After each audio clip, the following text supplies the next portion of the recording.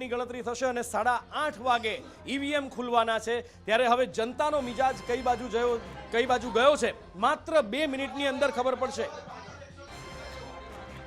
અને આ બધા વચ્ચે હિમાચલથી પણ સમાચાર મળી રહ્યા છે। હિમાચલ પ્રદેશની અંદર પણ ભારતીય જનતા પાર્ટી આગળ ચાલી રહી છે। હિમાચલ પ્રદેશમાં પણ 20 બેઠક પર ભારતીય જનતા પાર્ટી આગળ ચાલી રહી છે। પણ અહીંયા જે રૂઝાન આવ્યા હતા કે કાંટાની ટક્કર થઈ શકે છે, જે એક્ઝિટ પોલ આવ્યા હતા એ પ્રમાણેના જ રૂઝાન આવી રહ્યા છે। કોંગ્રેસ પણ સાથે ત્યાં ટક્કર હિમાચલ પ્રદેશની અંદર આપી રહી છે અને ટક્કરમાં 17 બેઠક કોંગ્રેસે જીતી છે। ગુજરાતની અંદર 120 બેઠક ઉપર ભારતીય જનતા પાર્ટી શરૂઆતી ટ્રેન્ડની અંદર, શરૂઆતી રૂઝાનની અંદર આગળ ચાલી રહી છે। ક્લીન લીડ લીધી હોય એવું શરૂઆતી રૂઝાનની અંદર ભારતીય જનતા પાર્ટી દેખાઈ રહી છે। 35 ઉપર કોંગ્રેસ છે, 3 ઉપર આમ આદમી પાર્ટી આગળ ચાલી રહી છે। 158 બેઠકના રાધનપુરથી અત્યારે રૂઝાન મળી રહ્યા છે। ભારતીય જનતા પાર્ટીના અરવિંદ ઠાકોર અત્યારે આગળ ચાલી રહ્યા છે। બનાસકાંઠાની અંદર વધુ એક રૂઝાન સામે આવ્યા છે। બનાસકાંઠાની અંદર આ વખતે વધુ મતદાન થયું છે, એટલે અહીંયા આગળ પણ લોકોની નજર છે કે ભાઈ પાલનપુરની અંદર એક બાજુ મહેશ પટેલ આગળ ચાલી રહ્યા છે, રાધનપુરની અંદર ભારતીય જનતા પાર્ટી આગળ ચાલી રહી છે। એટલે હવે જોવાનું એ છે કે હવે માત્ર 1 મિનિટ પછી જ્યારે ઈવીએમ ખુલશે ત્યારે કોની બાજુ જનતાનો રૂઝાન, જનતાનો મત કોની બાજુ જતો દેખાય છે એ જ થોડી વારની અંદર આપણને ખબર પડી જશે। પણ એક બાજુ જ્યાં ગુજરાતની અંદર 120 બેઠક પર લીડ લીધી છે, ત્યાં હિમાચલની અંદર 20માં લીડ લીધી છે ભારતીય જનતા પાર્ટીએ। 17 ઉપર કોંગ્રેસ પાર્ટી આગળ ચાલી રહી છે। હવે ઈવીએમ ખુલવાનો સમય થઈ ગયો છે।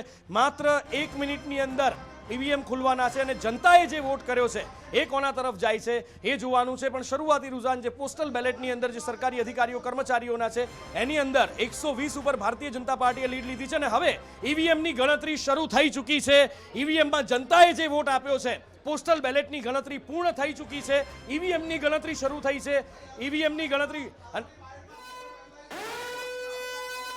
અને આ બધા વચ્ચે અરવલ્લીના બાયડથી સમાચાર મળ્યા છે કે ચિત્ર બદલાયું છે। જી હા, ખૂબ ઝડપથી પરિસ્થિતિઓ બદલાતી જોવા મળશે હવે, કારણ કે હવે જનતાનો મિજાજ ખુલ્યો છે। જોવાનું એ છે કે શું થાય છે। મહેન્દ્રસિંહ વાઘેલા, છોટે બાપુ અત્યારે આગળ ચાલી રહ્યા છે। ફરી પાછી કોંગ્રેસમાં ઘર વાપસી કરી એમણે અને કોંગ્રેસમાં બાયડમાં કોંગ્રેસ અત્યારે આગળ ચાલી રહ્યું છે। મહેન્દ્રસિંહ વાઘેલા લીડ લેતા જોવા મળી રહ્યા છે। તો પાટણમાં ભાજપના લવિંગજી ઠાકોર પણ આગળ વધતા દેખાઈ રહ્યા છે। હવે જનમતની શરૂઆત થઈ ચૂકી છે, જનમતની શરૂઆત થઈ છે, ઈવીએમ ખુલી રહ્યા છે અને ઈવીએમની ગણતરી શરૂ થઈ ચૂકી છે। જનતાએ જે વોટ આપ્યો છે એ હવે ખબર પડી રહી છે।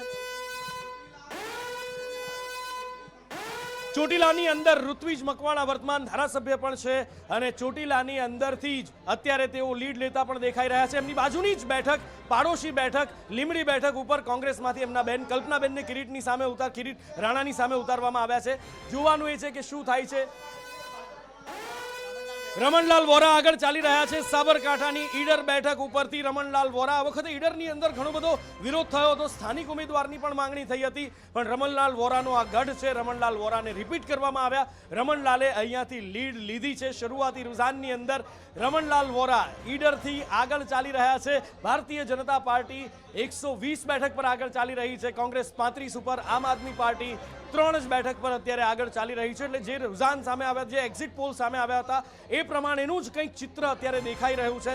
જોવાનું એ છે કે આગળ જતા આ ચિત્ર બદલાય છે કે પછી પુનરાવર્તન જ ગુજરાતની જનતાએ આ વખતે નક્કી કર્યું છે। શરૂઆતી રૂઝાન પરથી પુનરાવર્તન દેખાઈ રહ્યું છે, પણ સમય જતા એ ખ્યાલ આવશે કે હા, ખરેખર પુનરાવર્તન કે પછી બીજું કંઈ ગુજરાતની જનતાના દિલમાં હતું। અને આ બધા વચ્ચે તમામ બેઠકોના અમે આપને નીચે પણ પરિણામ બતાવી રહ્યા છીએ। કોણ આગળ ચાલી રહ્યું છે, કોણ પાછળ ચાલી રહ્યું છે એ પણ આપ જોઈ શકો છો। સાથે જ હિમાચલના પણ આપને રૂઝાન અમે બતાવી રહ્યા છીએ, પરિણામ બતાવી રહ્યા છીએ। જે શરૂઆતી રૂઝાન છે એ આપને બતાવી રહ્યા છીએ। ઉત્તર ગુજરાતની અંદર ઝોન પ્રમાણે વાત કરવામાં આવે, સૌરાષ્ટ્રની અંદર સૌથી પહેલા વાત કરીએ તો 7 ઉપર ભાજપ છે, 6 ઉપર કોંગ્રેસ આગળ ચાલી રહી છે। એટલે આ જે શરૂઆતી રૂઝાન જોવા મળી રહ્યા છે એની અંદર સૌરાષ્ટ્ર ઝોનની અંદર કાંટે કી ટક્કર અત્યારે તો દેખાઈ રહી છે। 7 ભારતીય જનતા પાર્ટી, 6 કોંગ્રેસ પાર્ટી। દક્ષિણ ગુજરાતની અંદર ક્લીન સ્વાઇપ શરૂઆતી રૂઝાનમાં દેખાય છે। 8 પર ભારતીય જનતા પાર્ટી આગળ, 1 ઉપર અત્યારે કોંગ્રેસ આગળ ચાલી રહી છે। દક્ષિણ ગુજરાતની અંદર અપેક્ષા જે હતી કે ભાઈ ભારતીય જનતા પાર્ટી અહીંયા ક્લીન સ્વાઇપ કરે એવું જ અહીંયા દેખાઈ રહ્યું છે, કાંટે કી ટક્કર। મધ્ય ગુજરાતની અંદર પણ કાંટે કી ટક્કર નથી દેખાઈ રહી। 6 ઉપર ભારતીય જનતા પાર્ટી આગળ ચાલી રહી છે, 2 ઉપર કોંગ્રેસ પાર્ટી આગળ ચાલી રહી છે। મધ્ય ગુજરાતના આ રૂઝાન છે, શરૂઆતી રૂઝાન કે જ્યાં ભારતીય જનતા પાર્ટી 6 ઉપર આગળ છે, 2 ઉપર ચાલી રહી છે કોંગ્રેસ આગળ। અને ઉત્તર ગુજરાતની અંદર 18 પર ભારતીય જનતા પાર્ટી, 6 ઉપર કોંગ્રેસ આગળ ચાલી રહી છે। શરૂઆતી રૂઝાનમાં ભારતીય જનતા પાર્ટી સરકાર બનાવવા તરફ જઈ રહી છે।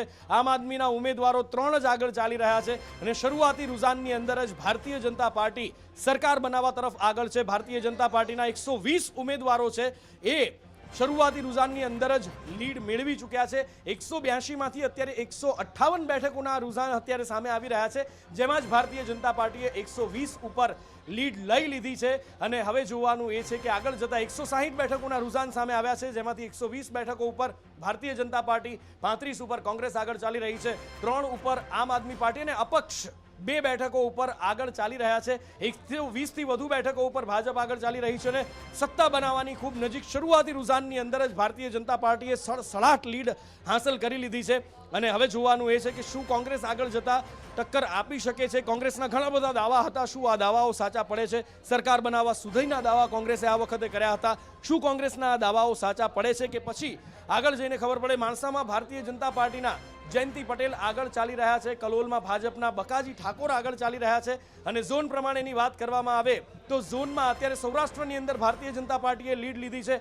12 બેઠકો ઉપર ભાજપ આગળ ચાલી રહી છે, 8 બેઠકો ઉપર કોંગ્રેસ આગળ ચાલી રહી છે અને કહેવાય છે કે ગાંધીનગરનો જે રસ્તો છે એ ગુજરાતની અંદર સૌરાષ્ટ્રમાંથી નીકળે છે। ગઈ વખતે જે નુકસાન ભોગવવું પડ્યું હતું ભારતીય જનતા પાર્ટીને, એ સૌરાષ્ટ્રમાં જ સૌથી મોટું નુકસાન થયું હતું।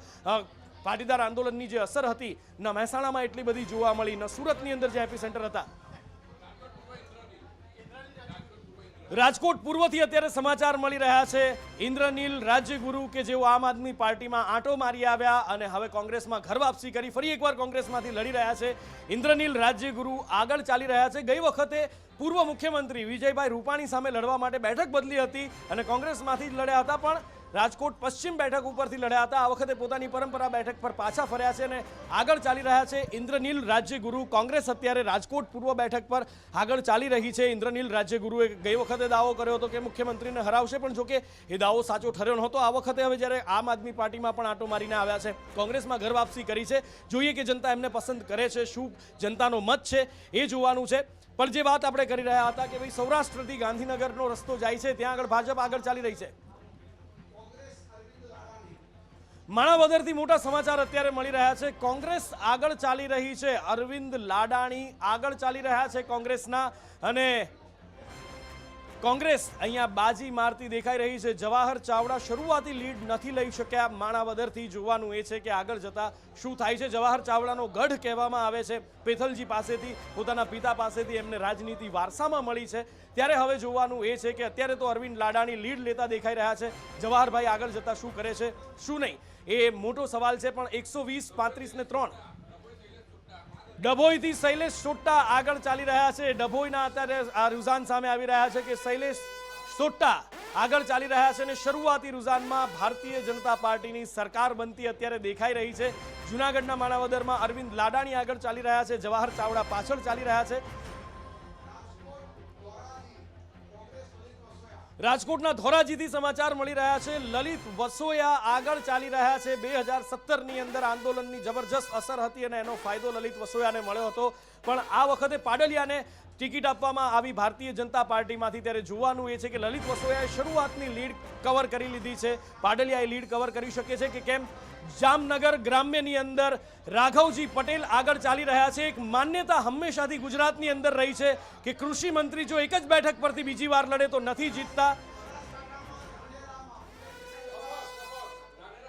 ધાનેરાની અંદર બનાસકાંઠાથી અત્યારે મોટા સમાચાર, ધાનેરાની અંદર એક અપસેટ જેવી સ્થિતિ સર્જાઈ છે।